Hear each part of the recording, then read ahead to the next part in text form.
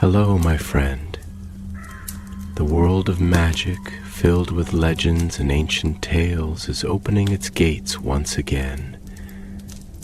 Tonight, in the Gryffindor dormitory by the crackling fireplace, I will share another story with my friends.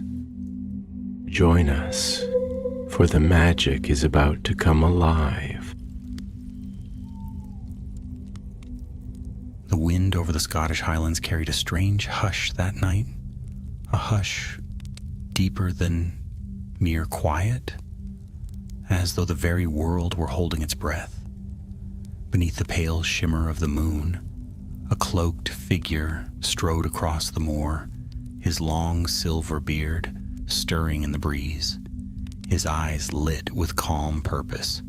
It was Albus Dumbledore, not yet headmaster of Hogwarts, but already a wizard whose name carried both reverence and mystery. He had come because of a silence that was not natural. Reports had reached the ministry. A hamlet in the northern glens had fallen soundless overnight. No birdsong, no footsteps, no speech, only the movements of people with lips that shaped words that no one could hear. Spells failed to make a noise. Even the crack of apparition produced nothing but an eerie absence. The locals, terrified, had fled in silence. Now Dumbledore approached the abandoned village of Inverdell. His wand was drawn, glowing faintly, its light revealing cottages frozen in mid-motion, doors open, teacups fallen, a cat staring with unblinking eyes at an empty hearth. The quiet pressed upon him like a weight. He lifted his wand higher, murmured, "Sonorous," and the spell fizzled soundlessly, the air swallowing it whole. Dumbledore's brow furrowed. Magic itself was being devoured here. At the center of the village stood the old stone well. Around it were runes, freshly carved and faintly shimmering, their edges damp with morning dew. They formed a circle of containment, a sealing charm, powerful and ancient. Kneeling beside it, Dumbledore brushed his fingers across one of the runes and felt the echo of a familiar power. The spellwork was not dark, but misused. A force meant to protect, twisted into something dreadful. He whispered to himself, his lips barely moving. The Bell of Veils. Someone has rung it. The Bell of Veils was a relic of the earliest days of the Department of Mysteries, a bell forged from starlight and shadow, designed to still the chaos of magic during dangerous experiments. It could silence even the echoes of thought, but its creation had been deemed too perilous, and it was locked away centuries ago. Only the unspeakables knew its chamber's location, and even they spoke of it rarely and only in whispers. As Dumbledore rose, the silence deepened. From the edge of the well, a figure moved, slowly, like a shadow slipping between worlds. A man in dark robes stepped forward, his face half hidden beneath a hood. His wand was drawn, but no voice accompanied the spells he tried to cast. Still the air shimmered with power. Dumbledore turned calmly, raising his wand in answer. Light bloomed silently between them, and their duel began without a sound. Sparks of color flashed and died in mute bursts. Shards of rock lifted from the ground and spiraled through the air. Every strike met its counter, every movement calculated, yet the silence made it terrifying. Even the sound of breathing was gone. Then the stranger faltered, glancing toward the horizon, as if sensing that the spell was weakening. With a swift gesture, he vanished, leaving behind a faint ripple in the air. Dumbledore's wand followed the trace, but the magic had no sound to guide it. He could not track what made no echo. He exhaled slowly. The silence was fading faintly now, like fog dissolving in sunlight. Birds began to stir in the nearby trees. A far-off brook whispered again. The villagers' world was returning to them. Yet Dumbledore's mind was troubled. Someone had found the Bell of Veils and used it. Such an artifact was no ordinary weapon. In the wrong hands, it could undo all manner of enchantments, even silent spells meant to protect. If it could stifle the magic of others, it could be turned against the very heart of wizarding society. The Ministry, Hogwarts, perhaps even the world itself. He knew only a handful of wizards who might have dared attempt such a theft. And one name rose unbidden in his mind: Cassian Roll, a former unspeakable, expelled for forbidden experiments in magical resonance, a man obsessed with the purity of magic and the silence beyond its noise.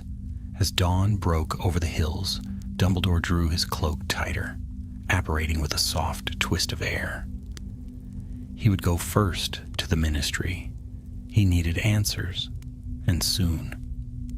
In the depths of the Department of Mysteries, where the air was cool and whispers seemed to cling to the walls, a new kind of silence had begun to spread.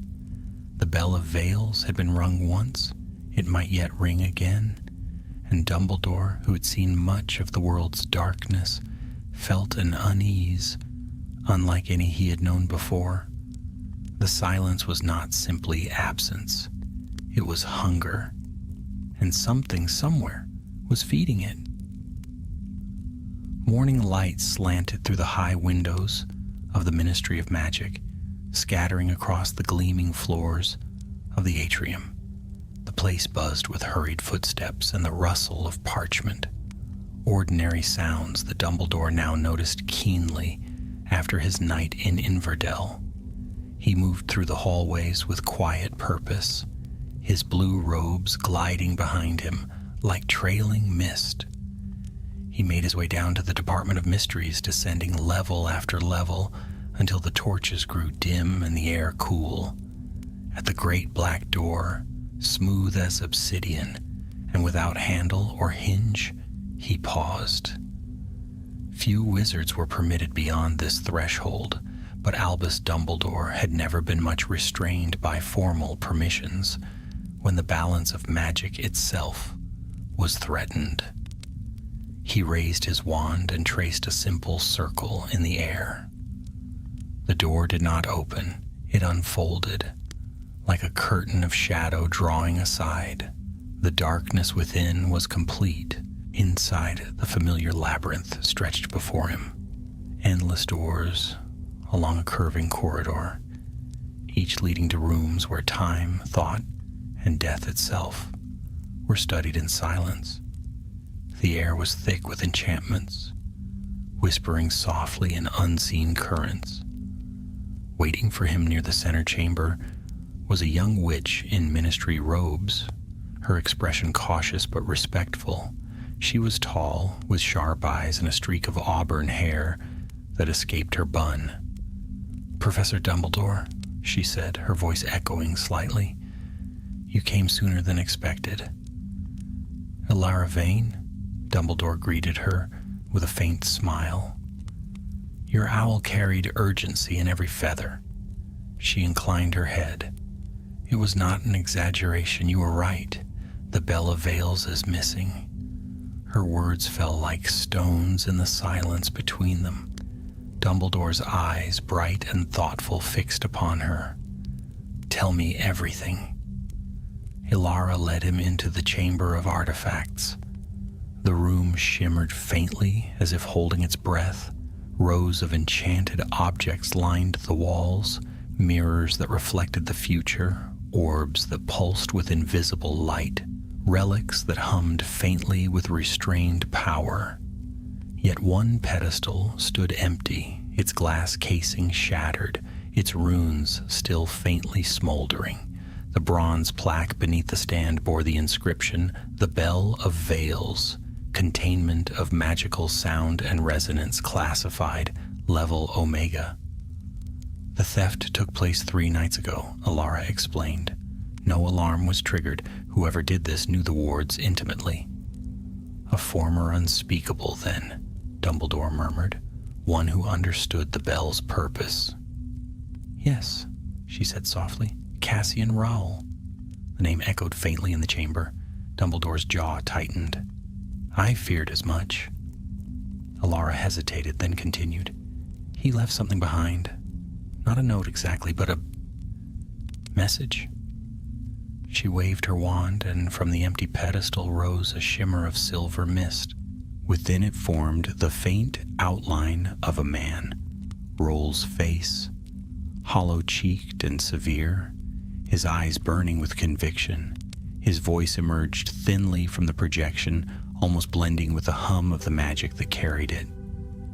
"You locked away the truth," Roll's phantom declared. "You feared silence, yet it is the only pure form of magic. Sound is corruption, emotion, deceit, confusion. I will cleanse it. I will return the world to stillness, and from that stillness true power shall rise." The image dissolved into air. Alara's expression hardened. "He's gone rogue, sir. He's recruiting too. There are rumors of wizards following him, people disillusioned with the ministry's control over magical law." "Power always calls to those who feel powerless," Dumbledore replied gravely. "But silence is different. It tempts not with strength, but with peace. A crueler seduction." He paced before the empty pedestal. His mind was racing. Roll's beliefs were twisted, but his understanding of magical resonance was unparalleled. The bell could silence entire regions, but if combined with a resonance focus, it could unravel the very foundations of spellcraft. "Alara," Dumbledore said, turning sharply, "do we know where he's gone?" She nodded once. "We tracked faint magical residue north, toward the ruins of Dunmora. The energy there is old, tangled with wards no one dares disturb. It would make an ideal place to hide." Dumbledore's gaze drifted toward the ceiling, as though peering through stone and spell to the land beyond. "Then we must go before he rings the bell again." Alara looked uncertain. "You mean to go yourself?" "Of course. If Roll seeks to silence the world, we must speak for it while we can." She drew a deep breath and squared her shoulders. "Then I'm coming too. You'll need someone who knows the department's enchantments." Dumbledore smiled faintly.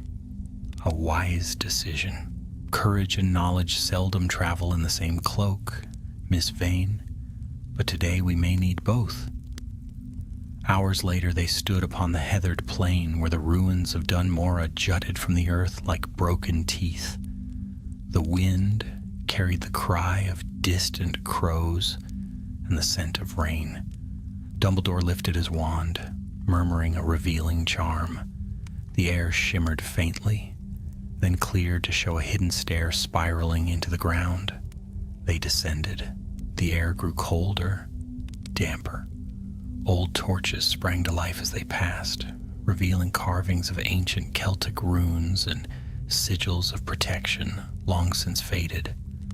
The silence down there was different from that of Inverdell, not total, but watchful, as though the very stones were listening.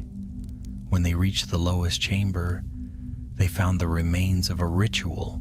Candles burned low around a vast circle carved into the floor, its markings pulsing faintly with residual power. In the center lay an obsidian stand, and upon it the Bell of Veils. It was smaller than Dumbledore remembered, crafted of pale metal that seemed to shimmer between silver and black. Its surface was etched with runes that twisted faintly as one looked upon them. Rowell stood beside it, his wand lowered. His eyes lifted as they entered, and a thin smile spread across his face. "So," he said softly, "the great Dumbledore comes to preserve the noise of the world."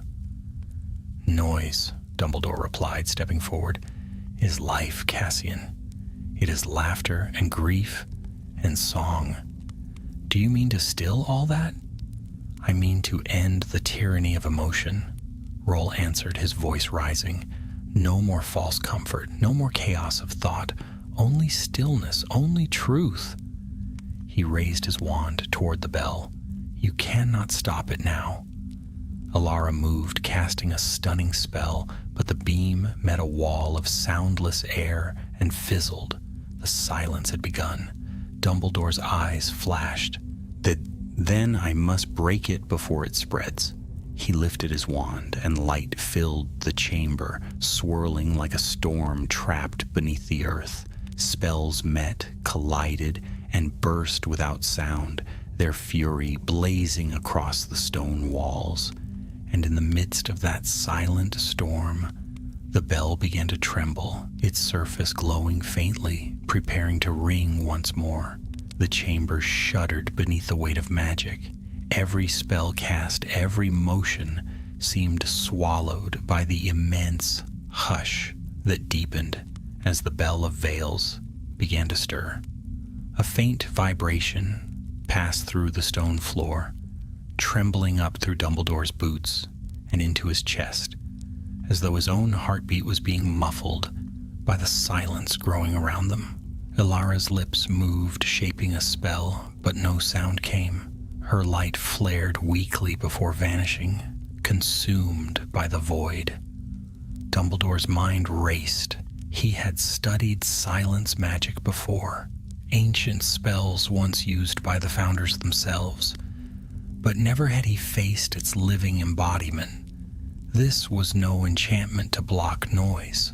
This was a hunger that devoured resonance itself. Roll stood across from him, his wand raised, his face pale and illuminated by the bell's glow. The artifact floated above its pedestal now, spinning slowly. Each rotation made the world stiller, denser, like a storm being drawn inward. Dumbledore took a step forward, robes whispering soundlessly. He lifted his wand, and though no words reached the air, the spell took shape, a bright arc of blue light that lashed toward Roll. The unspeakable caught it midair, with a counterspell, a violet flame, their magic colliding in a flare of color that died before it could echo. Then a pulse, the bell rang, not with sound, but with absence. The impact struck like a hammer of wind, flinging Alara backward into the wall. Dumbledore staggered, the pressure pounding through his mind. The runes along the floor ignited, forming an unbroken circle of silver light. Rowl's eyes gleamed. He held out both hands as if to welcome the power now coiling through the air. "Look," he mouthed, though no sound came. "Behold the truth beneath the noise." Dumbledore steadied himself, his wand trembling slightly. He could not use conventional magic now. The silence smothered incantations before they could shape the air. He needed something deeper, older. He lowered his wand and closed his eyes. The silence pressed close, oppressive and cold, but beneath it he sought another rhythm, the quiet pulse of magic itself. Slowly he raised his left hand and drew upon a charm of ancient origin, one that predated even Hogwarts. Lines of golden light spread from his fingertips, curling across the floor like threads of dawn. When he opened his eyes again, his expression was calm, almost serene. He mouthed a single word, "Liberare." The threads burst outward. The circle's light shattered. The bell wavered in its orbit, its glow flickering. Raoul spun toward him, fury blazing in his eyes. He hurled a spell, dark and pulsing, a wave of force that cracked the stones. But Dumbledore's shield met it midair, scattering it into harmless sparks. Alara struggled to her feet, blood on her lip, and thrust her wand toward the bell. Together their magic converged. For a moment it seemed the artifact might yield, but then the silence deepened again, darker now, alive. The bell rang once more, its tone unseen but felt, rippling through their bones. The walls cracked. Dust fell in sheets. The torches snuffed out. Dumbledore caught Alara's wrist and pulled her close, his eyes sharp and urgent. He mouthed a single phrase, "Disapparate. Now." She hesitated, but when she saw his expression, calm, resolute, and unyielding, she obeyed. With a silent twist, she vanished, the faint shimmer of her magic flickering out. Dumbledore turned back to Rawl, who was now laughing without sound, his face lit with a mad joy. "You cannot stop it," his lips said. "It has begun." The bell rose higher. The silence spread outward through the tunnels, through the ground above, into the storm-touched sky. Dumbledore's mind burned with urgency. If the silence escaped the ruins, it could sweep across Scotland, smothering every spell it touched. He raised his wand, calling upon all the strength he possessed, and struck. A surge of light exploded from the tip, colliding with the bell in a radiant flash. For an instant, the silence broke. A faint echo trembled through the air, the ghost of a sound half remembered. Rawl screamed, soundless still, but Dumbledore saw the agony twist his features. The bell cracked, a spiderweb fracture running down its gleaming surface. Then came the backlash. The silence imploded, rushing inward toward the crack like a gale reversed. Dumbledore was thrown back, his wand spinning from his grasp. Rawl's form blurred in the storm of light and vanished into the void the bell created, and just as suddenly as it began, it was over. The bell dropped to the stone floor. With a dull thud, the only sound left. Dumbledore lay still for a moment, breathing heavily.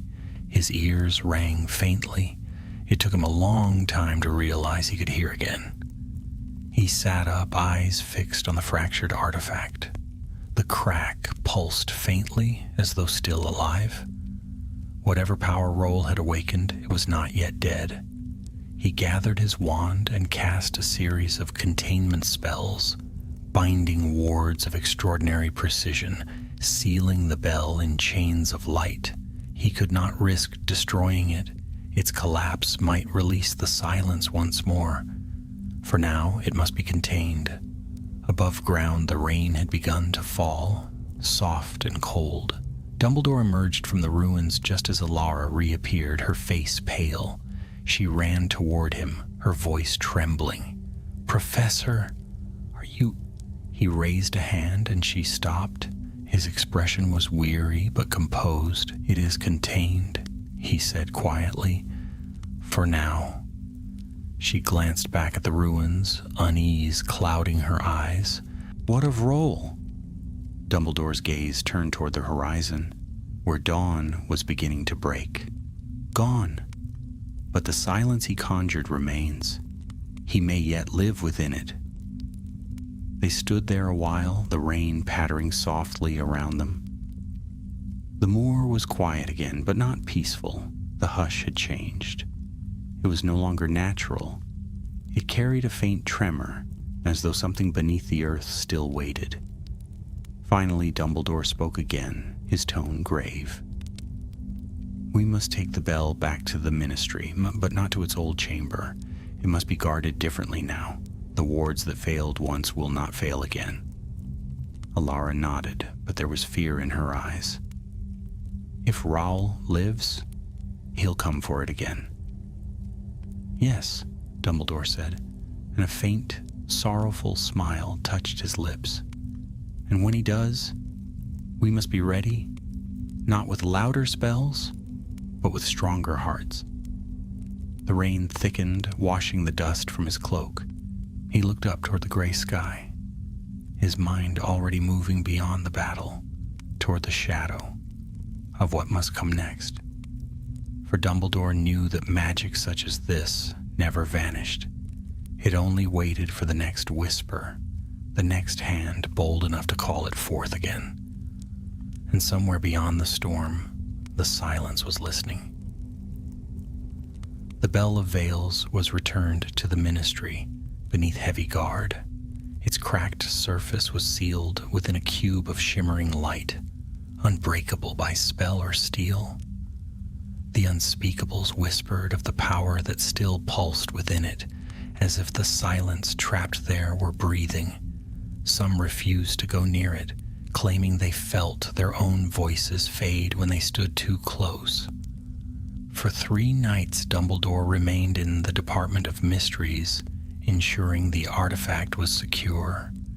He spoke little, though Ilara Vane noticed the wear in his eyes, the look of one who had glimpsed something ancient and terrible. When the wards were complete and the bell confined behind 7 layers of enchantment, he finally left the underground halls and returned to the open air. London's morning light was pale and uncertain, the city below stirring with ordinary noise, carriages rumbling, owls winging homeward, the faint toll of St. Paul's bells carried on the breeze. Yet Dumbledore paused, listening. Even amid the clamor, there lingered a faint stillness, a silence between sounds that did not belong. He apparated to Hogwarts before noon, his mind heavy with thought. The castle rose from the mist, like a fortress of memory, its towers veiled in cloud. Inside the great hall was quiet between lessons. Only the sound of enchanted quills scratching parchment filled the air. It was comforting, alive. But Dumbledore knew that Roll's magic had not died in the ruins. He had seen the crack that pulsed faintly on the bell's surface. He had felt the echo in the air. The silence had not been destroyed. It had retreated, waiting. That evening he sat in his circular office, the fire crackling gently, Fawkes asleep on his perch. A letter lay open on the desk. It bore Ilara Vane's careful script. "Professor, the bell is safe for now. But the readings are strange. Energy continues to gather around it, though we have not touched the runes. It feels as if the silence is listening. Please advise." Dumbledore folded the parchment, his fingers brushing his temples. He could still feel the lingering weight of the void from Dunmora. For the first time in years, the castle's warmth did not bring him peace. Outside the window, the moon hung over the black lake, its reflection trembling on the dark water.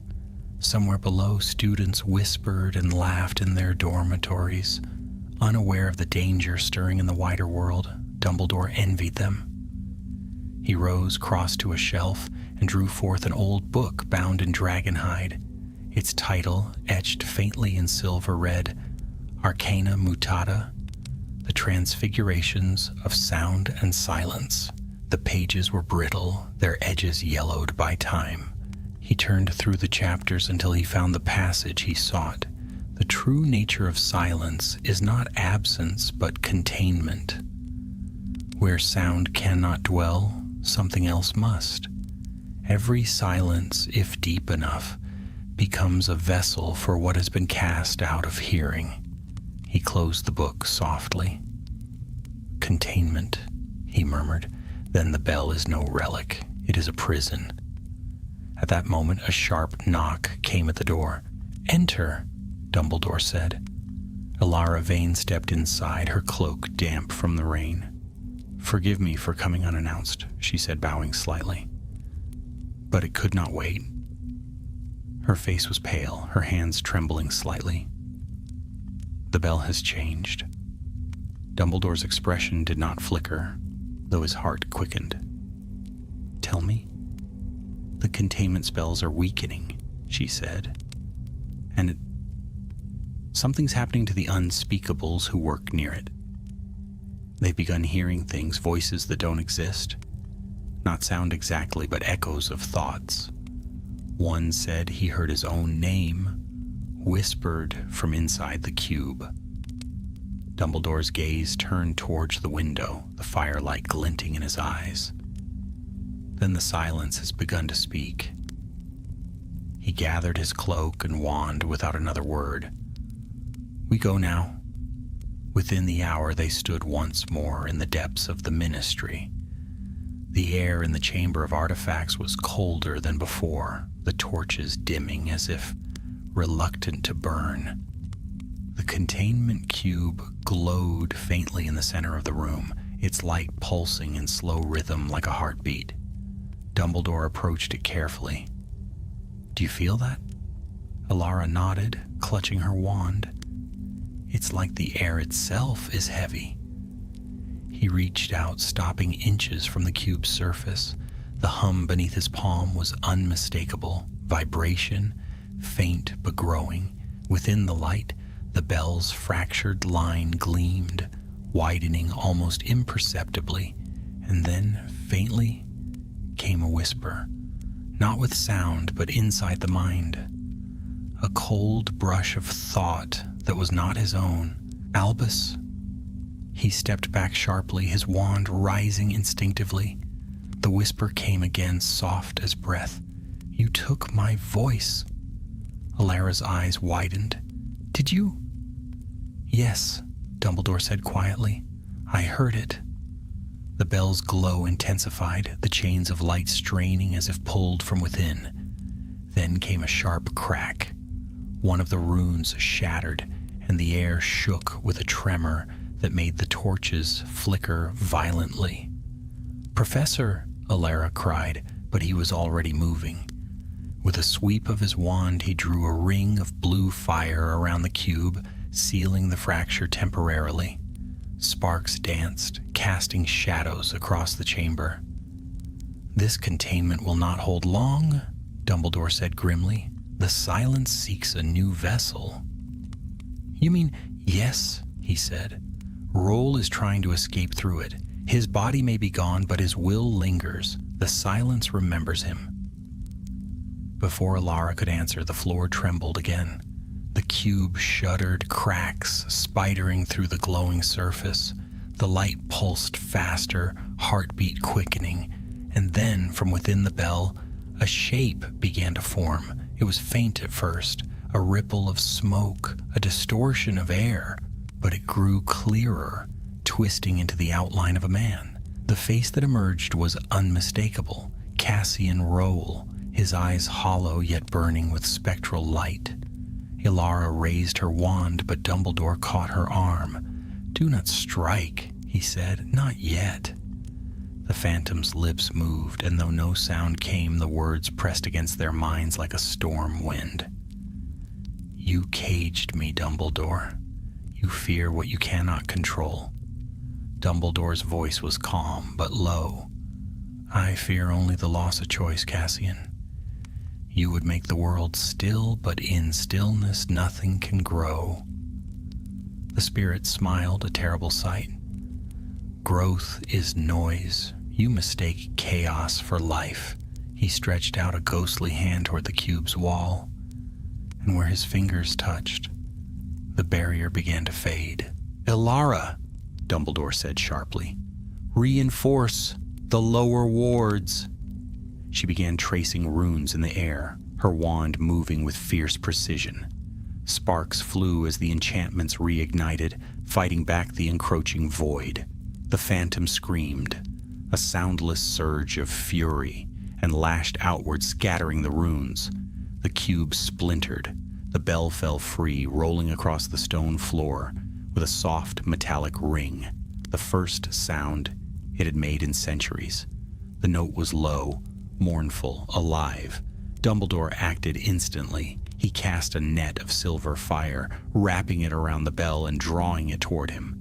The ghost of Roll surged forward, shrieking into his mind, but Dumbledore's magic held firm. "Back to silence you came," he said through clenched teeth, "and there you shall remain." The fire contracted, sealing both bell and spirit in a cocoon of light. The chamber quaked once more, and then, at last, fell still. When the brilliance faded, the bell lay dark and dormant once more. Dumbledore knelt, breath unsteady, while Alara lowered her wand, trembling. "It's done," she whispered.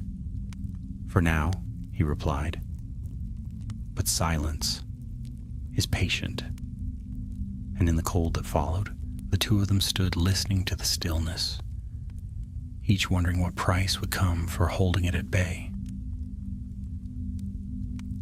The following days passed beneath a veil of unease. Though the Bella Veils had been sealed again, something in the world had shifted. The skies over London hung dull and heavy, and even the magical world seemed to breathe in shallow whispers. Wizards went about their business unaware of what had almost been unleashed beneath their feet.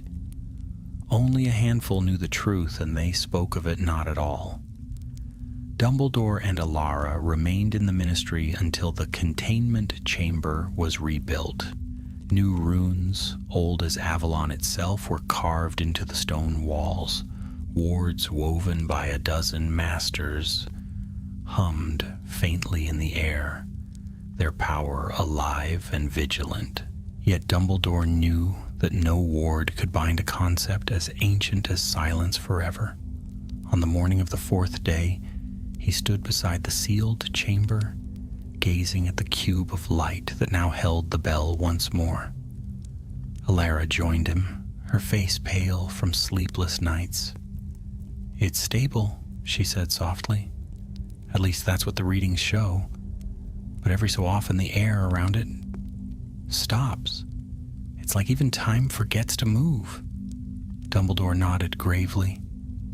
"Magic remembers what it fears, and it fears silence." Alara hesitated.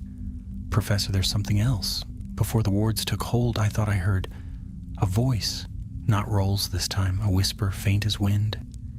It said a name, yours." He turned to her, eyes sharp. "Mine?" "Yes. It was gone as soon as it came. I thought I imagined it." "You did not." Dumbledore's expression darkened. "The silence has touched me. It knows its captor." He laid a hand upon the cube. Beneath the surface, the bell's faint crack pulsed with hidden light, like the last breath of a dying ember. He could feel its presence, a cold awareness pressing faintly against his own thoughts. It did not speak, yet it listened. Alara shifted uneasily. "Perhaps it's best if you rest, sir. You've carried this burden alone long enough." He smiled faintly, though his eyes remained distant. "Rest, my dear, is for those who do not hear echoes in the quiet." That night, Dumbledore returned to Hogwarts. The corridors were lit by floating candles, their glow soft and familiar. Students had gone to bed, and the castle murmured with the peaceful sounds of distant portraits and shifting staircases. It was a comfort he sorely needed, yet when he entered his office, he found Fawkes staring intently toward the open window. The phoenix's feathers shimmered in the moonlight, but his song, usually gentle and bright, was absent. Dumbledore crossed to the perch. "What troubles you, old friend?" Fawkes turned his golden eyes toward him, and for a moment Dumbledore felt the weight of something vast behind that gaze. The bird gave a single low trill, soft and uncertain, before falling silent again. Then Dumbledore heard it. Not from Fawkes, nor from the castle, from within his own mind, a faint whisper, cold and clear. "You sealed the silence away, but not yourself from it." He straightened, his wand already in his hand. "Show yourself." The whisper came again, curling like smoke. "I am already shown. You carried me from the ruins, Dumbledore. I rest where your thoughts are loudest." The fire flickered, shadows lengthened across the walls. Books shifted faintly on their shelves, though no wind stirred the room. Dumbledore closed his eyes, steadying his breathing. "If you mean to haunt me, you'll find my mind an unwelcoming home." "Not haunt," the voice murmured. "I seek only stillness." You wield sound and spell as weapons, but silence holds truth. Images flickered in his thoughts. Roll's face, the bell's shimmering surface, and beneath it all, the memory of his own youthful experiments with magic he no longer dared name. Secrets he had buried deep, now stirring. He opened his eyes. You will find no ally in me. Then you will find reflection. The room seemed to darken, as though the world had drawn a breath and forgotten to release it. The fire dimmed, the ticking clock halted, even the rustle of Fox's wings ceased. Total silence enveloped the space, and in that silence Dumbledore saw a shadow standing opposite him, a figure shaped like himself, pale and indistinct, its eyes empty yet knowing. It spoke without sound. You fear me because I am part of you. You too crave silence, Albus. After all your noise, your wars, your choices, you long for peace. Dumbledore's grip on his wand tightened. Peace born of stillness is not life. It is surrender. The figure tilted its head. You will understand. The bell's song lingers within you now. Each time you speak, a little of me listens. Each time you cast, a little of me grows. And with that, the shadow dissolved. The noise of the world returned in an instant. The fire's crackle, the ticking clock, the distant cry of the night wind. Fawkes let out a sharp, uneasy cry, then went still again. Dumbledore stood motionless, his heart heavy. He understood now what Roll had unleashed. The silence was no simple spell. It was alive, a parasitic echo seeking new vessels. He had bound it once to the bell, then to Roll's soul. Now, through battle and spell, it had touched him. He looked toward the horizon through his tall windows. The dawn was coming, faint and pale. Somewhere far below, the black lake shimmered faintly beneath the morning light. He sank into his chair and whispered to himself, "So, the battle continues within." The next days blurred into sleepless nights. Dumbledore taught his classes, spoke with students, and appeared as calm and wise as ever. Yet beneath his serenity, the whisper persisted. It never shouted. It only reminded quietly, endlessly. Wouldn't the world be simpler without noise? Without pain, without memory? Each night he fought it. Spells of protection, meditations of the old ways, charms to ward against intrusion. None could silence what had already rooted itself inside. Finally, one evening, as the moon climbed high over the forbidden forest, Dumbledore made his choice. He went to the room of requirement, knowing the castle would understand what he sought.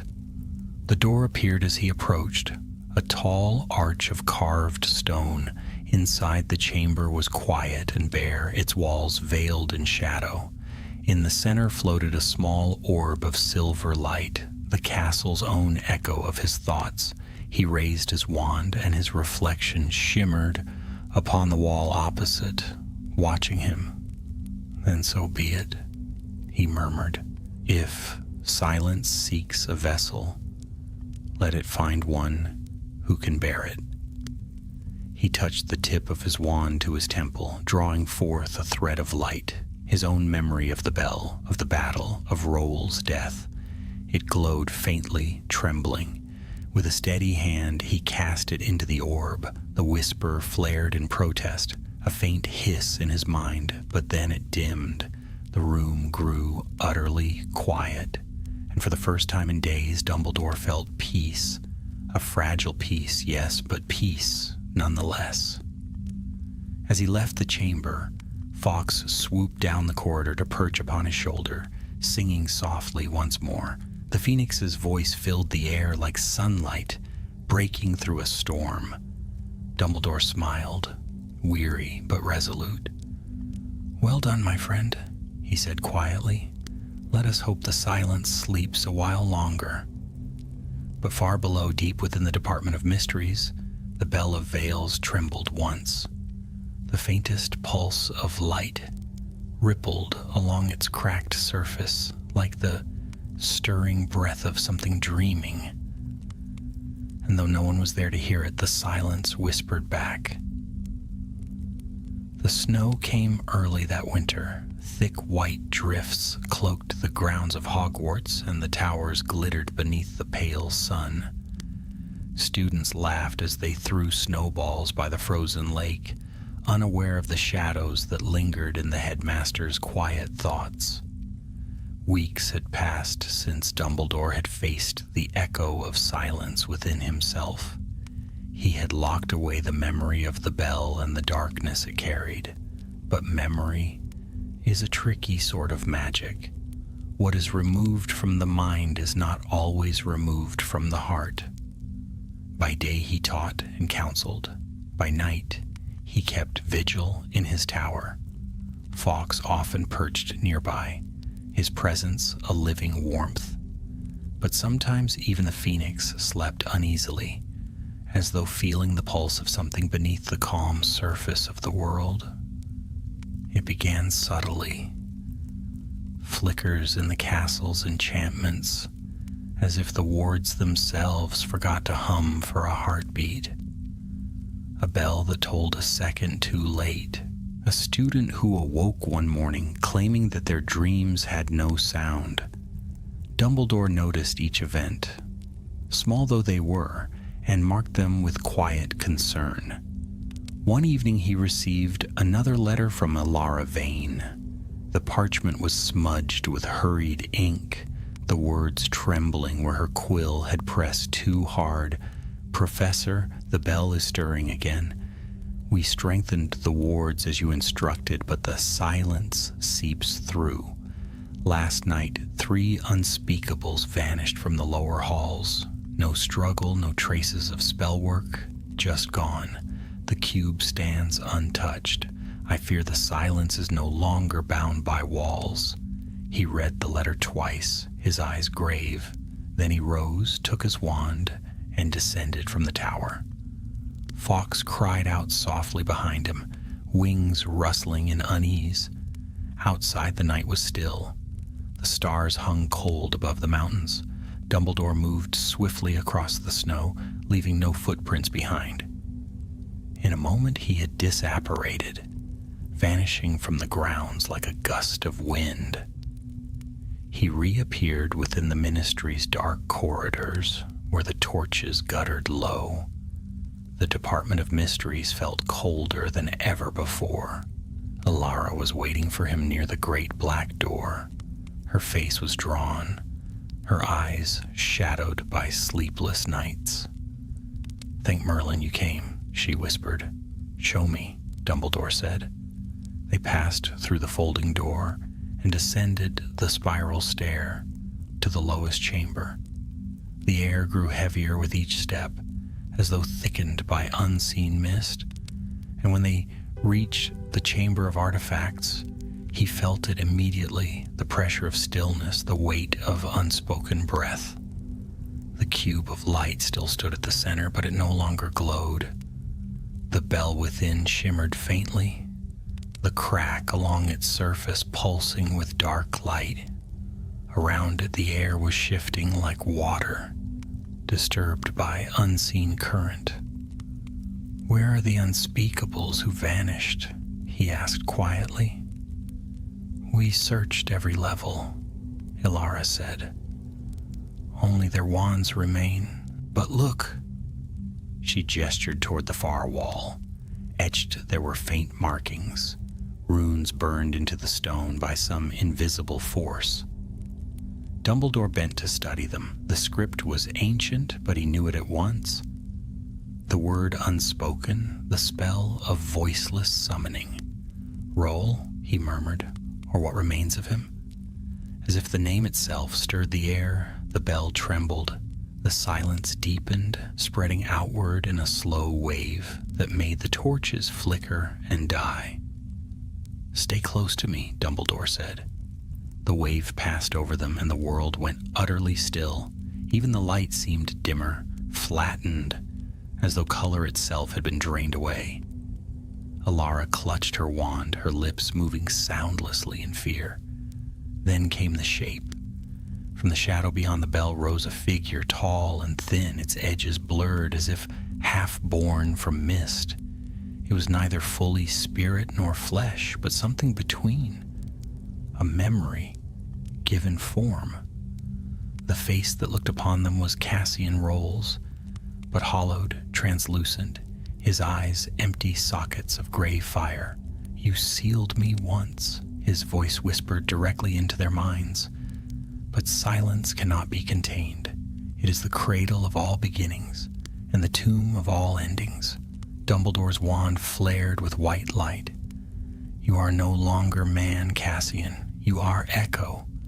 Release yourself from this binding before it consumes what remains of you." Roll's shade tilted its head, smiling faintly. "You mistake me, Albus. I am not bound. I am free. The bell was never a prison, it was a door, and through it I have walked beyond sound, beyond time."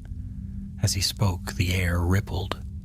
The bell's crack widened and faint wisps of shadow began to spill forth, curling like smoke across the floor.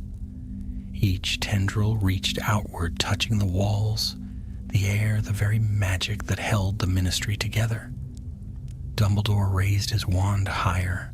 A surge of silver flame burst forth, circling him and Alara like a shield.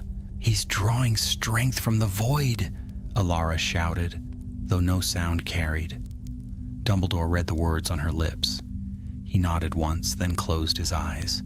His magic flowed outward, not as attack, but as counterpoint. He sought not to overpower the silence, but to balance it, weaving soundless light into the still air. The runes around the chamber responded, their lines glowing faintly gold. Roll's shade screamed, though it was a scream that no ear could hear. His form wavered, stretching like shadow at twilight. "You cannot fight me with noise, Dumbledore. The silence is already within you." The words struck like a blow.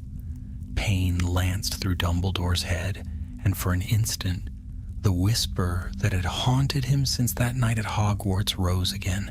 Wouldn't it be easier to rest, to stop resisting? He fell to one knee. Alara caught his arm, her face pale. "Professor, stay with me." He looked up, his eyes blazing blue. "Hold the circle," he mouthed. She raised her wand, tears glimmering in her eyes, and poured her strength into the barrier. The golden light brightened. The shadows recoiled, hissing voicelessly. Dumbledore forced himself upright, his robes whipping in the unseen wind. "Cassian Roll," he said, his voice calm and terrible, though it reached no ear but the spirit's. "You sought to make silence eternal, yet even silence holds within it the promise of sound, the first note of creation. I will remind you of that truth." He lifted his wand, and from its tip blazed a light so pure it seemed to sing. For an instant, the chamber trembled with something greater than sound. A vibration felt through every stone, every breath, every soul. The bell of veils shone, white, hot. Roll's scream tore through the mind like fire. His form burst apart into 1,000 fragments of shadow, drawn back toward the bell. The artifact shook violently, then cracked once more, this time from top to bottom. A burst of light exploded outward, blinding and cold. When the brilliance faded, the chamber was silent again. True silence, clean and still. The bell lay shattered upon the floor, its pieces gleaming like starlight. Dumbledore stood unmoving for a long moment, his wand still raised. Then he lowered it slowly, his breath coming shallow. Alara looked at him in awe. "It's over," she whispered. He shook his head. "No, the silence will never end. It has merely changed its vessel." She frowned, confused. But he said no more. He only turned toward the ruin of the bell, his face grave. "Gather the fragments," he told her quietly. "Every shard must be sealed, and tell no one what happened here tonight, not even the minister." When they left the chamber, Dumbledore glanced back once. In the dim light among the shards of the bell, a faint shimmer pulsed, like breath upon glass. And though the silence was broken, the echo of it lingered, patient as ever. For several weeks, calm seemed to return. The ministry repaired the broken chamber, sealing away what fragments of the Bell of Veils could be gathered. New wards were woven, stronger and stranger than before, runes of binding, enchantments of forgetfulness, and spells so secret that even the unspeakables themselves were forbidden to write them down. Dumbledore oversaw every layer of the work, his presence alone enough to still the doubts of those around him. To many he appeared composed, serene as ever, the wise wizard they had always known, yet inside he carried a silence that no spell could touch. It lived deep within him now, subtle, listening, patient. He could feel it in quiet moments, between heartbeats, between words. A stillness that watched. The night after the wards were complete, he stood once more in the cold of the ministry's lower corridors, his cloak drawn tight. Elira Vane was beside him, a torch of blue flame hovering above her hand. The glow painted her face pale, her eyes hollowed by exhaustion. "Everything is sealed," she said softly. "The fragments have been locked in separate chambers. Not even a whisper passes between them." Dumbledore nodded. "Good. The bell must never be whole again." She hesitated, then spoke more quietly still. "Professor, there's something I must ask. When you destroyed the bell, I saw light around you, and afterward, for a moment, you didn't seem yourself. Did the silence touch you again?" He met her gaze, and though his eyes were kind, his answer was measured. "Every battle leaves its mark, Miss Vane, but I am whole. You need not fear for me." It was only half a lie. He left her soon after, taking the Floo back to Hogwarts. The castle welcomed him with its familiar warmth and shifting stairways. Yet even the fires of the Great Hall could not chase the cold that lingered in his chest. He felt Fawkes's gaze upon him often those days, the Phoenix watching, perhaps sensing the quiet that had settled in his master's soul. Classes continued as always. Students laughed, argued, studied, lived. To them, the world was as it had ever been, but the professors noticed subtle changes in Dumbledore. He spoke less, though his words carried more weight than ever. He paused longer before answering questions, as though listening for something only he could hear. Sometimes, late at night, he would walk the empty corridors, with his wand unlit. The silence there seemed to thrum faintly, almost breathing with him. It did not frighten him, but neither could he forget it. One such night, as snow drifted against the windows, Dumbledore found himself before the Mirror of Arist.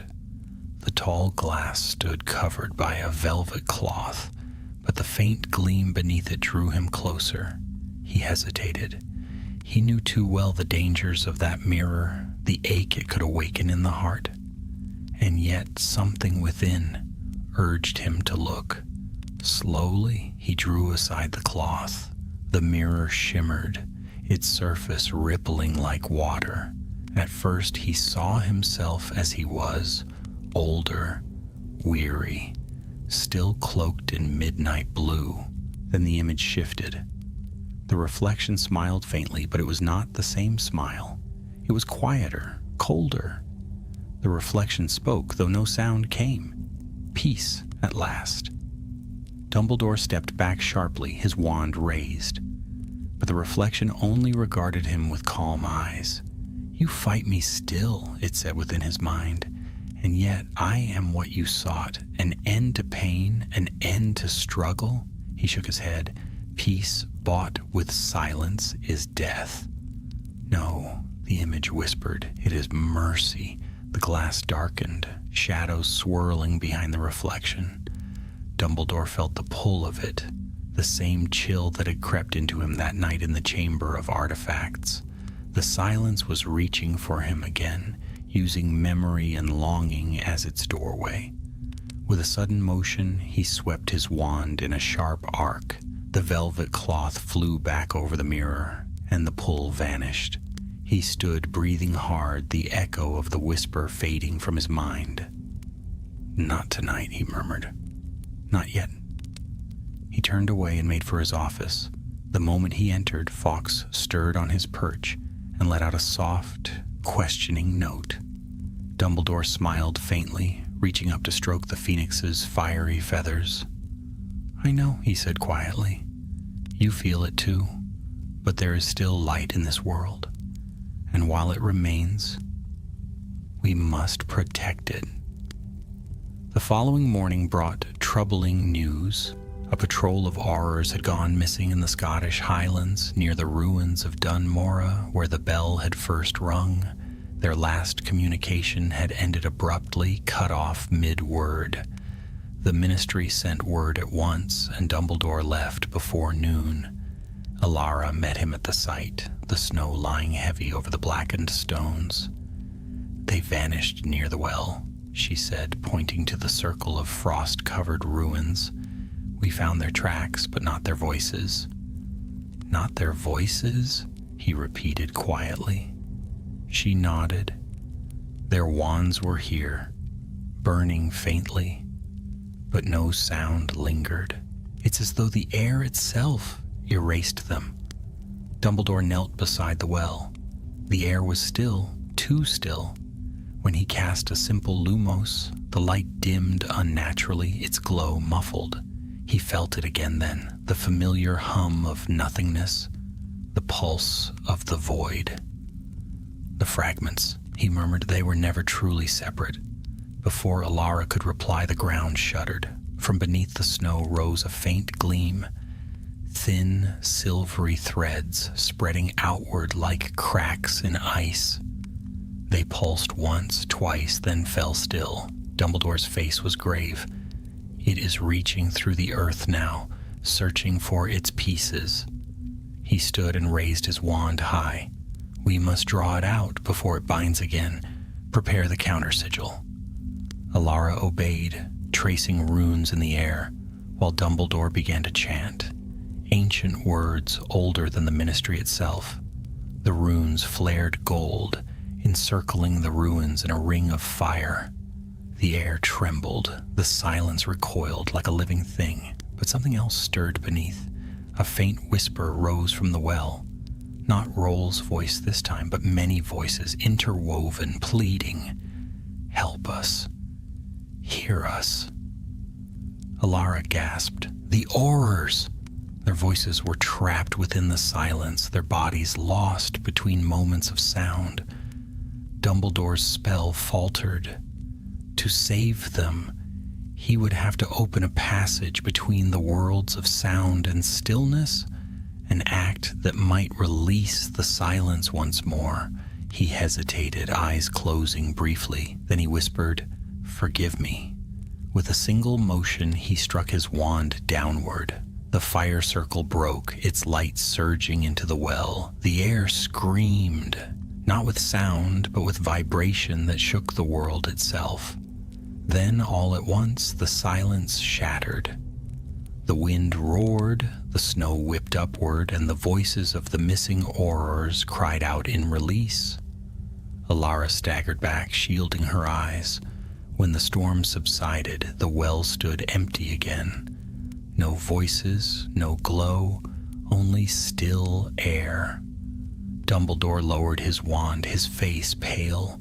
"They are free," he said softly, "but the silence is not gone." Far below, in the unseen depths of the earth, a new pulse stirred. A slow, rhythmic beat, like the faint toll of a bell beneath the world, and Dumbledore knew. The silence had learned to wait. Spring returned to Hogwarts, though its warmth felt fragile that year. The lake thawed, the forest grew restless with new life, and laughter once more filled the courtyards. But to Dumbledore, the sunlight seemed paler, as if some shadow still veiled the world's true brightness. Weeks had passed since the rescue at Dunmora, and still he felt the lingering hum of silence beneath the surface of things. In the quiet of night, he would sometimes pause mid-thought, certain that the stillness around him was not his own. The world breathed, and something beneath it listened. He had not told Alara of the pulse he sensed since that day. She had returned to the ministry, her duties heavy with secrecy. But her letters reached him every few days, brief and grim. The fragments are restless, one message had said. No one dares enter their chambers without you. Some claim they see shapes in the glass of the containment vaults. Others say they dream without sound. Dumbledore read those letters in silence, his mind turning over the same question. How does one end what cannot die? Silence, after all, was not a curse. It was a law of nature. It could be bound, shaped, or delayed, but never destroyed. It was a thought that haunted him as he sat one evening before the fire in his office, Fawkes dozing at his side. The phoenix had grown uneasy again, waking often in the night to cry out with sudden bursts of flame. Dumbledore wondered if the creature sensed the same presence he did, the faint tremor beneath every heartbeat. As he poured himself a cup of tea, the flames in the hearth flickered. A voice, soft as breath, brushed against his thoughts.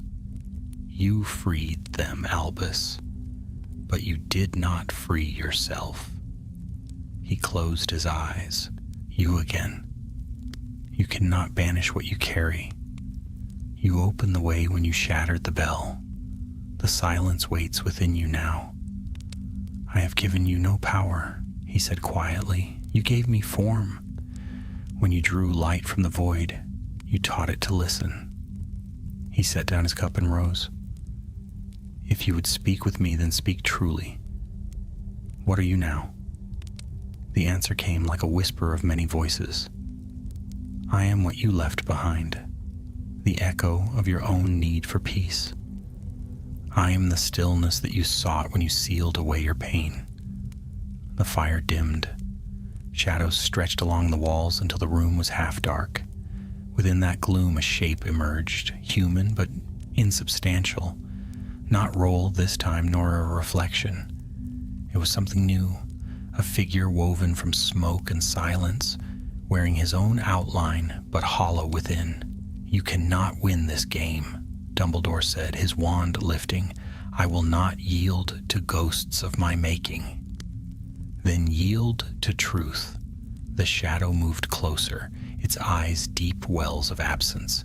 You speak of light and life, yet you have hidden griefs so deep, even your own heart cannot name them. The silence does not seek to harm. It only reveals what is buried. Dumbledore's grip tightened.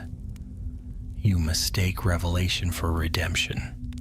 There is no peace in forgetting pain, nor in clinging to it, the voice murmured. You could rest, Albus. You could let it end. The air trembled. He felt the pull again, the promise of stillness, of release from endless struggle. It was a temptation more subtle than any dark magic, for it offered comfort, not power. But then, faint and clear, came another sound. Fawkes's song.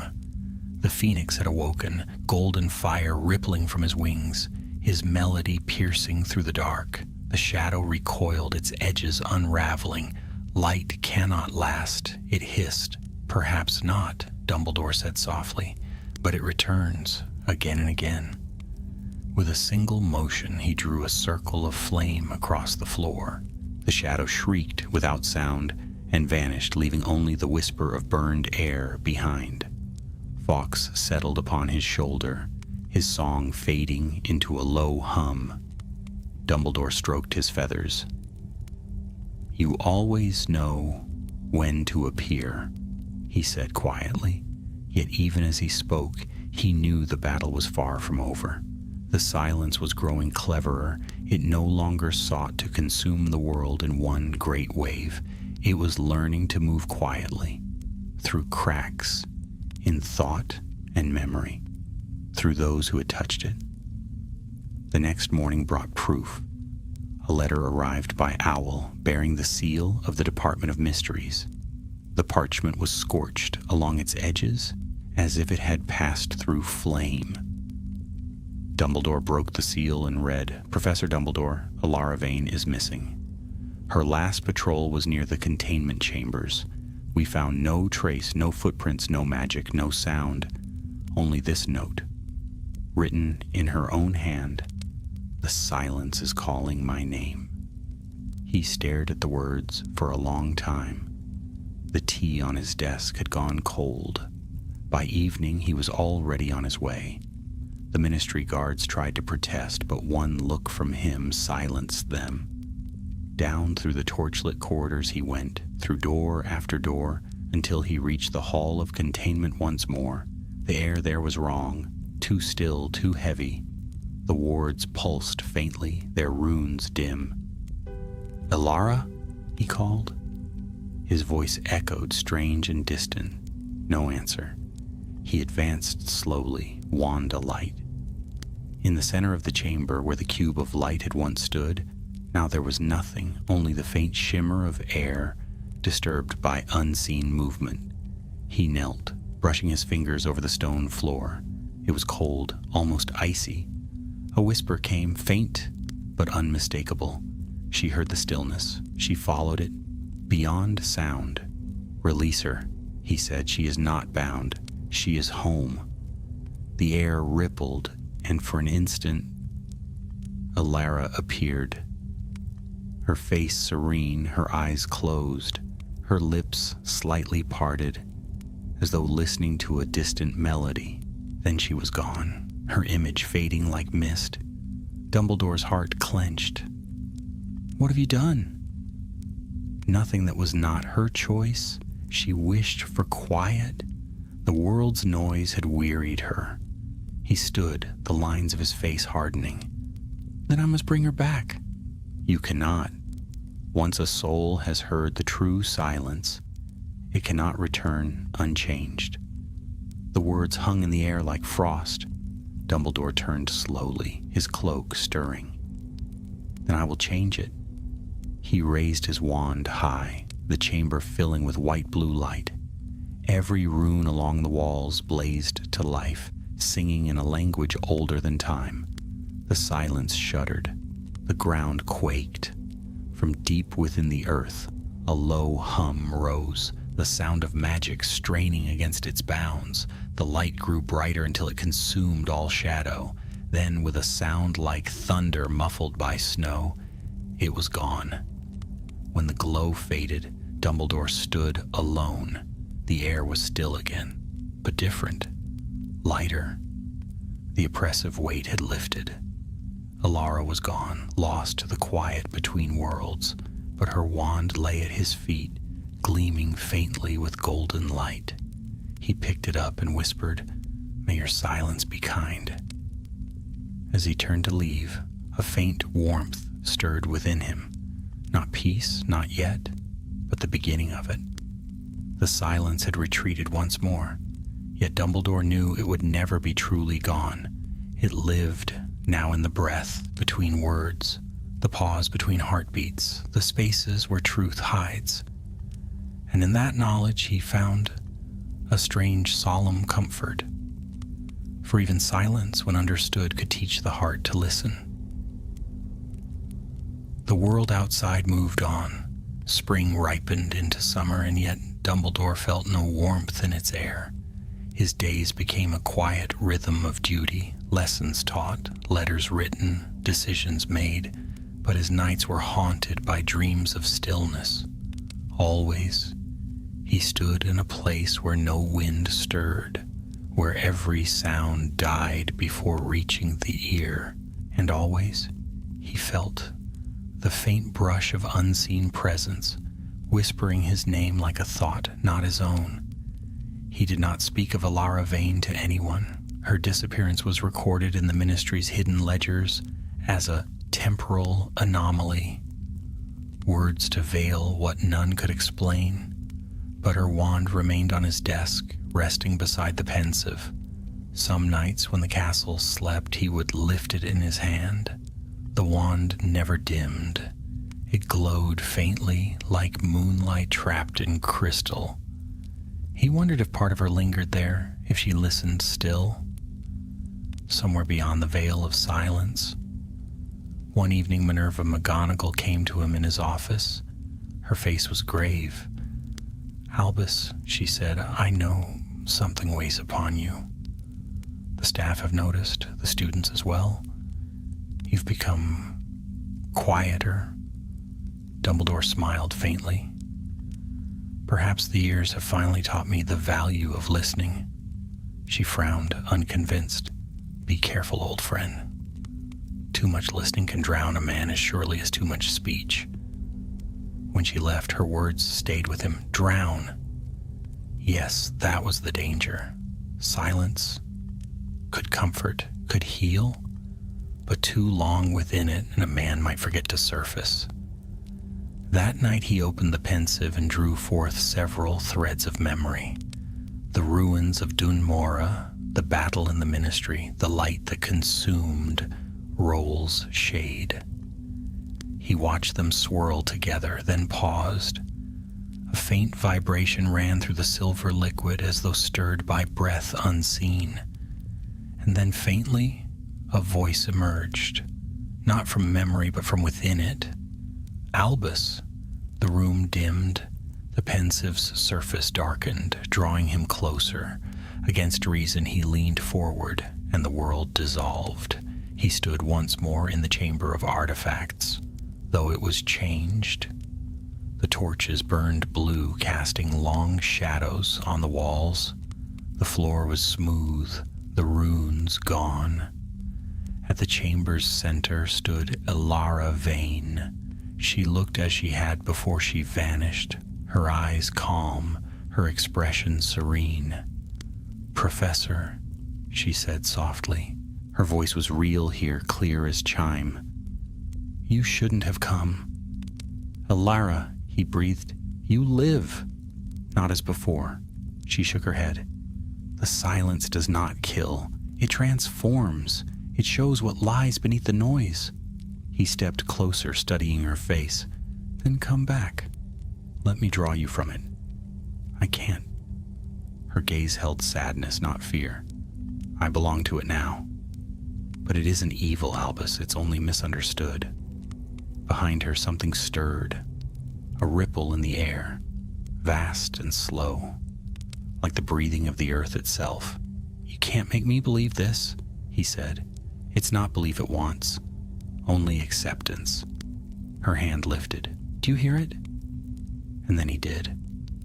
Beneath the stillness, a tone began to form, a deep, resonant sound like a bell struck in a dream. It wasn't loud, yet it filled everything, vibrating in his bones. With it came visions of peace, of endless calm, of the world stilled and perfect. No war, no pain, no fear. "It's beautiful," Alara whispered. Dumbledore closed his eyes. For a moment he almost agreed, but then he remembered the laughter of children echoing in the great hall, the song of Fawkes at dawn, the crackle of a fire when the world seemed too cold. Beauty was not silence. Beauty was the music between it. He opened his eyes. "No, Alara, you are wrong." Her expression faltered. "You cannot resist forever." "I must." The world began to tremble. The air around him thickened, the tone rising until it became a vibration without sound. He lifted his wand, calling light from memory, Fawkes's song, laughter, the thousand voices of life itself, and cast it outward. The chamber exploded in white brilliance. Ilara cried out, her figure breaking into fragments of light that scattered through the void. The tone faltered, shattering into silence. Then everything vanished. Dumbledore gasped, falling back into his chair. The pensive rippled once and went still. He was in his office again. Fawkes fluttered anxiously nearby, his feathers flaring gold. "It's all right," Dumbledore whispered, but his voice trembled. He looked into the basin. The memory threads were gone. The silence had taken them. For days afterward, he felt weakened. The whispers did not return, but something colder settled in their place. A calm too deep to be natural. The castle's usual hum seemed distant, muffled, as though wrapped in unseen cloth. It was near midnight when the message came. A ministry owl tapped at his window, its feathers dusted with ash. Dumbledore unrolled the parchment and read, "Containment breach. All fragments gone, chambers empty." He rose at once, every muscle taut. Fawkes let out a cry and vanished in a burst of flame as Dumbledore disappeared from the tower. He arrived at the ministry to chaos. Oars ran through the corridors, their spells flashing uselessly in the air. The unspeakables shouted orders, their voices muted and distorted. He could feel it the moment he entered the lower levels, the silence spreading again, vast and deliberate. At the heart of the Department of Mysteries, the Chamber of Artifacts lay open. The walls trembled, light bleeding from the runes. And there, suspended above the floor, was the Bell of Veils, whole once more. It gleamed with perfect symmetry, the crack gone, its metal glowing faintly silver. The silence around it pulsed, alive. Dumbledore approached slowly, wand drawn. "So, you return to form." "Form is a word for comfort," came the reply, a voice that was both Ilara's and Roll's and his own. "I am neither form nor thought. I am what lies beyond both. You freed me when you shattered me." He raised his wand. "Then I will end you now. You cannot destroy what was born with creation itself. When the first sound was made, I became its shadow. The bell trembled, light cascading from its surface. Around it the air fractured, revealing glimpses of void. Endless. Still. Perfect." Dumbledore closed his eyes. He could not destroy it, but perhaps he could contain it once more. Not in stone or glass, but within himself. He stepped forward. The silence struck him like a wave, cold and all-encompassing. His heart slowed, his breath steadied. He thought of the world above, the students, the laughter, the living sound of life, and whispered a final spell. The light flared, swallowing all. When it cleared, the bell was gone. The chamber stood empty, quiet but not void. Dumbledore lay upon the floor, his eyes closed, his expression serene. Afterward, none could say what had happened. Some claimed he destroyed the bell, others that he banished it beyond the reach of magic. But those who saw him in the days that followed whispered that he spoke more softly than before, that when he paused, the very air seemed to hold its breath. And though the silence was no longer feared, it was never forgotten, for it lived now in him, the keeper of both sound and stillness. And from that day forth, when Dumbledore spoke, even the quiet listened. The days that followed were hushed ones. At Hogwarts, the summer air was heavy and strange, the skies bright but somehow dimmed at the edges. Students prepared to leave for the holidays, their chatter echoing faintly through the marble halls. Yet within the castle, There was an awareness, an instinctive quiet, as though every stone remembered the deep stillness that had swept the world below. Dumbledore walked slowly through the corridors, leaning on his wand as if it were a staff of burden. His face was calm, his eyes steady, but those who met his gaze felt something changed within him. There was gentleness still, but now it was tempered with a depth of silence that no laughter could reach. It had been 1 week since the bell vanished, 1 week since the ministry chamber fell silent and then returned to sound. None but Dumbledore knew what truly occurred in that instant. The Aurors had found him, standing alone amid the ruins, the air trembling faintly with lingering magic. The bell was gone, its fragments, its echoes, every trace of its existence erased. Only Dumbledore remained, breathing softly, his eyes distant. He told them nothing. At the castle, he resumed his duties without explanation. But at night, when the moon rose over the black lake and the shadows crept through the long corridors, he would sit by the window of his tower and listen, not for voices nor for song, but for the silence that lingered just beyond the edge of hearing. It was not oppressive anymore. It lived in him now, woven into his very breath. He had not destroyed the bell. He had become its keeper. Fawkes seemed to know. The phoenix would perch beside him each evening, his golden feathers dimmed to a soft glow, his song rare and solemn. Once, long ago, the bird's music had always filled the room with warmth. Now his silence was companion enough, and yet even peace can bear warning. It was on a rainless night when Minerva came to him again, pale and troubled. She entered without knocking, her usual sharpness replaced by unease.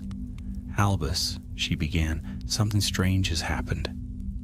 He turned, his expression unreadable. "Tell me." "The portraits," she said. "They've stopped speaking." He frowned slightly. "All of them?" She nodded. "Everyone. From the grand staircase to the astronomy tower. They move, yes, but they will not speak. Not even Phineas Nigellus." Dumbledore rose, his robes whispering against the floor. The castle itself felt stiller now that she'd spoken the truth aloud. The torches burned steadily, but without their usual crackle. Somewhere deep within the stone, he could almost sense a pulse, slow, rhythmic, like the echo of a heartbeat too vast to name. "The silence is spreading again," Minerva whispered. "Isn't it?" He met her gaze, and though he did not answer, she understood. They walked together through the halls, their footsteps the only sound. The portraits turned their painted heads to watch as they passed, their eyes filled with quiet awareness. Not fear, something deeper, more reverent. When they reached the great hall, the ceiling shimmered with a cloudless night. The stars were still, unmoving. At the far end, the enchanted candles hung motionless in the air, their flames frozen like drops of amber. Minerva's hand went to her wand. "What is this?" "Balance," Dumbledore murmured. "The world is remembering what it forgot." As he spoke, the air trembled faintly. The candles flickered once, twice, and the faintest note, so soft it might have been imagined, brushed through the room. It was not song nor voice. It was the echo of the bell's tone, distant and slow, like the heartbeat of the earth. Minerva's breath caught. "It's here." "No," Dumbledore said gently. "Not here. Within." He stepped forward, his wand unraised. "There is no cause for fear, Minerva. The silence means no harm now. It seeks not destruction, but remembrance. For too long, the wizarding world has drowned in noise and conflict and vanity, in endless clamor for power. The silence only restores what we have lost, the stillness to listen. And at what cost? She asked sharply. Dumbledore smiled faintly. Every magic demands a cost, even peace. He turned from her, crossing the hall to the great doors. The echo of his steps lingered longer than they should have. Minerva watched him go, her heart heavy with an unease she could not name. Outside, the night stretched vast and starless. He walked into it without hesitation, his cloak billowing in the still air. The forbidden forest loomed ahead, dark and watchful. Somewhere within, ancient trees whispered their secrets to one another in tongues older than magic. He entered their shadow and followed the path to the clearing where once the centaurs had gathered. The grass there swayed, though no wind stirred it. And at the center stood a circle of stones older than the school itself. He knelt and touched the earth. The hum beneath his hand was faint but familiar, the pulse of silence waiting. "You are patient," he murmured, "but I cannot let you grow unchecked." The air shimmered and a figure took shape before him. A woman of light and shadow, her features shifting between those of Alara Vane and none at all. Her voice came softly like wind through snow. "You carry me, Albus. You are my vessel and my chain. Why struggle against what you are?" "Because the world needs sound as well as silence," he said. "Then teach it both." Her hand extended, translucent, delicate. "Join me, not as master or prisoner, but as balance. Together we can quiet the storms without ending the song." Dumbledore closed his eyes. The whisper of the bell still rang faintly within him, its tone neither kind nor cruel, only vast, eternal. At last he said, "So be it." He placed his hand over hers. Light burst between them, not blinding but soft, silver, serene. The ground shivered and a ripple spread outward through the forest. The silence rolled like a tide, brushing through leaves, stones, and stars, then withdrawing, leaving behind a peace deeper than any spell. When the light faded, the clearing was empty. Only the faint scent of smoke and rain lingered. By morning, the portraits in Hogwarts spoke again. The stars above the great hall moved once more. The castle breathed, yet a hush still lay upon it, a quiet not of dread but of reverence, as though every wall had learned to listen. When Minerva entered Dumbledore's office, she found it empty. The tea upon his desk was cold, the quill set neatly beside an open book. Fawkes perched nearby, watching the sunrise. When she approached, the phoenix bowed his head, and a single feather, pure silver, fell to the desk. She picked it up, her throat tight. "Goodbye, Albus." That day, the sky above Hogwarts was perfectly clear. No storm, no thunder, no sound. Yet all who looked upward swore they heard a faint chime, as if a bell had rung far away, marking the end of something vast and the beginning of something greater. For though Dumbledore was gone, his presence remained. The silence he had tamed now lived in the world itself, not as menace, but as memory, a breath between words, a pause before wisdom. And in that stillness the magic of his life endured. The summer waned, and by the time the first leaves began to turn, whispers had already begun to circle through the wizarding world. Some said Albus Dumbledore had vanished into the night, leaving no trace behind. Others claimed he had ascended to some higher realm of magic, one beyond the comprehension of mortal wizards. The ministry issued no statement. The portraits at Hogwarts said nothing, yet all who had known him felt, in some unspoken way, that he was not truly gone, The castle changed after his disappearance. The air seemed clearer, the stones quieter. The great hall felt vast, as though it held an invisible presence within its ancient walls. Professors went about their duties as best they could, but there were moments when the sunlight caught the dust just so, or when the torches flickered unexpectedly, when every soul in the castle paused, listening, certain they had heard his voice carried faintly on the air. Fawkes remained in the tower. He sang only at dawn, his song soft and wistful, echoing through the empty halls. To some it sounded mournful, to others hopeful, and perhaps it was both, for in his song there was no grief untempered by peace. Minerva McGonagall took the headmaster's office, though she never moved his belongings. The silver instruments still ticked and hummed on their stands. The books still lay open where he had last left them, and his wand, old, polished, and powerful, rested in its case beside a single silver feather. She often sat in the chair he once used, feeling the faint hum of the magic that had always surrounded him. It was not a power one could see or wield, but something woven deep into the air itself. It lingered like warmth after a fire, like the quiet after a storm. It was on one such evening, when the autumn rain tapped gently against the windows, that she noticed it, the stillness, not the eerie kind that preceded danger, nor the oppressive weight of unnatural magic, but a silence deep and natural, like the pause between one breath and the next. She closed her eyes and spoke softly into it. "Albus."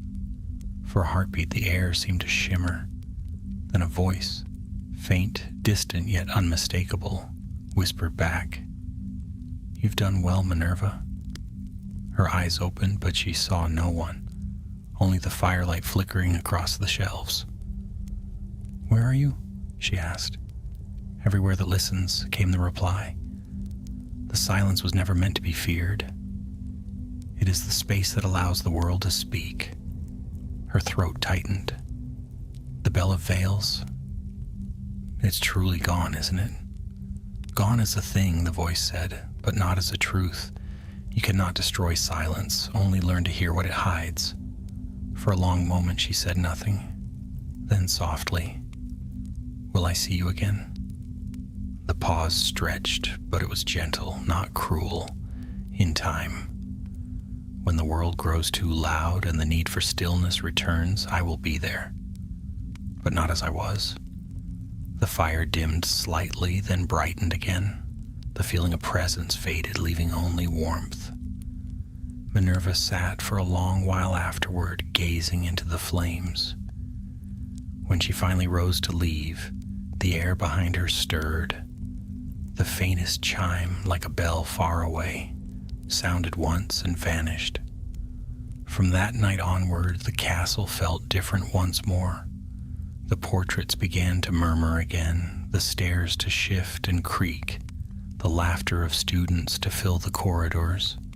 Yet beneath it all ran a thread of peace, invisible but unbreakable, as though the very stones of Hogwarts remembered Dumbledore's lesson.